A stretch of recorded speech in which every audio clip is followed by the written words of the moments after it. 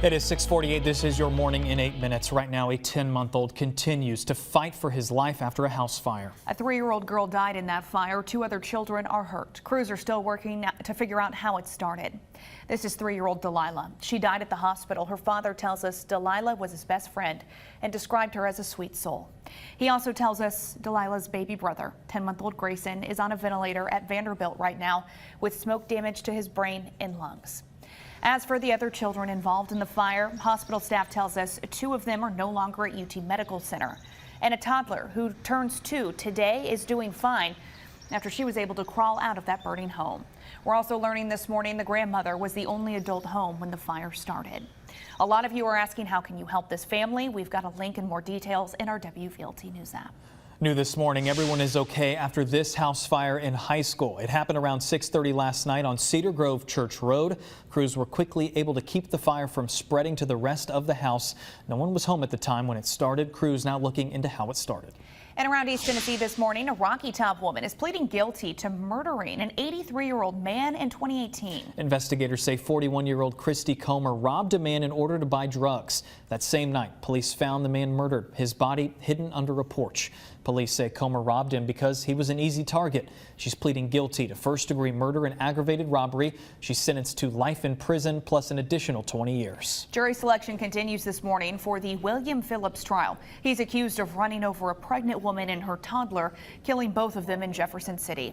Authorities say Phillips intentionally drove his car into Sierra Cahoon and her 2-year-old son in 2019. His trial is taking place in Jefferson County.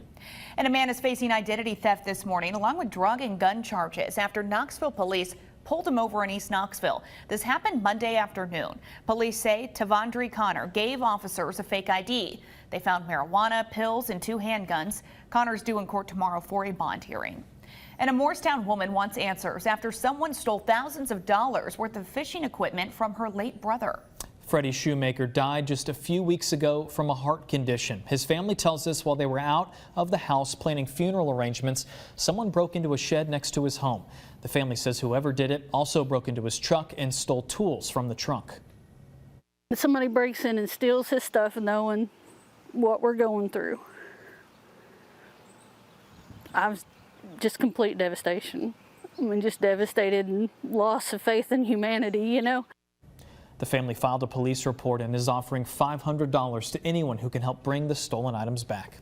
Lifeguards in Oak Ridge being credited with saving a 5-year-old girl after she nearly drowned. This happened Saturday at the outdoor municipal pool. Crews say when lifeguards pulled her out of the water, she wasn't breathing. The lifeguards gave 3 rounds of CPR. She started breathing on her own. The girl and her mother were taken to East Tennessee Children's Hospital for an evaluation. Happening today, Knox County school leaders will vote on a number of things ahead of the next school year in August. This includes new body cameras for school security officers and an evaluation process for new superintendent, Dr. John Reiswick. If everything's approved, officers will have new cameras by July 1st. There's nothing wrong with the old ones, but school board members say improved cameras will help manage data better. The current contract would cost the district over $200,000 for just a year. If KCS wants to extend that contract, they can sign on for another 4 years. The board meets tonight at 5 o'clock in the Summer Place boardroom on Walnut Street. WVLT proud to be your official station of the Vols. We're just a few days away from Tennessee baseball's super regional matchup against the Notre Dame Fighting Irish. First pitch on Friday, set for 6 o'clock on ESPN2. Saturday, an afternoon game at 2 o'clock. It's a best-of-3 series, so if both teams win a game, they'll play on Sunday. That time has not been announced yet. The winner, of course, heads to Omaha in the College World Series. We were doing a little browsing this morning. The lowest price for tickets to Game 1 right now, $250 on some websites we checked. If you can't make it, UT is throwing a watch party just behind the right field wall. You can see across the parking lot there next to some of the fraternity houses, there's that big empty green space.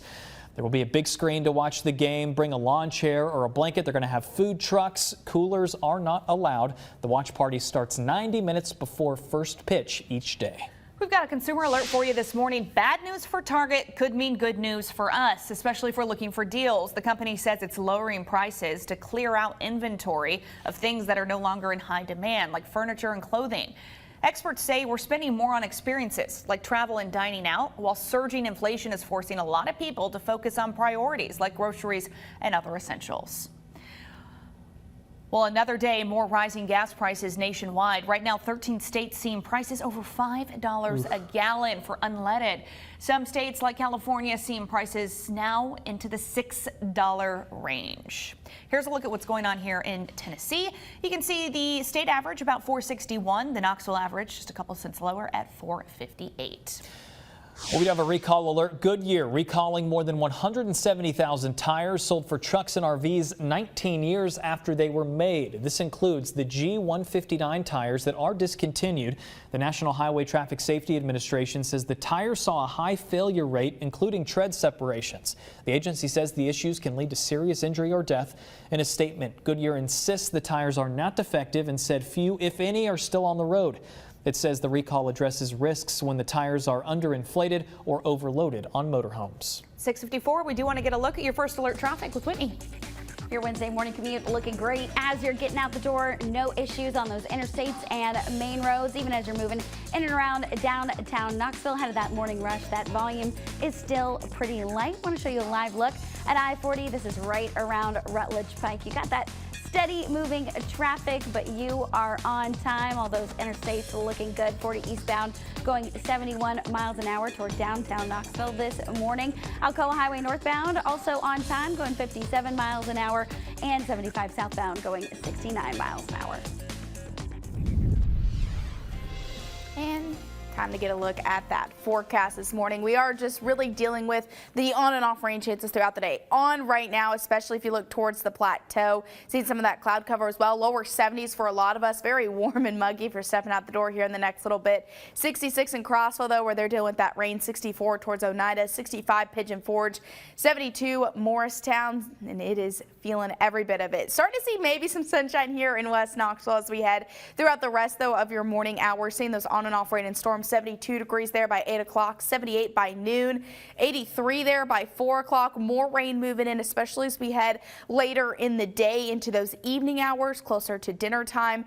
Really seeing the rain starting to increase there by that 9-10 o'clock time frame as well. So could see some heavier downpours in some of our area. And then as we head towards the rest of the day, really scattered on and off rain and storms.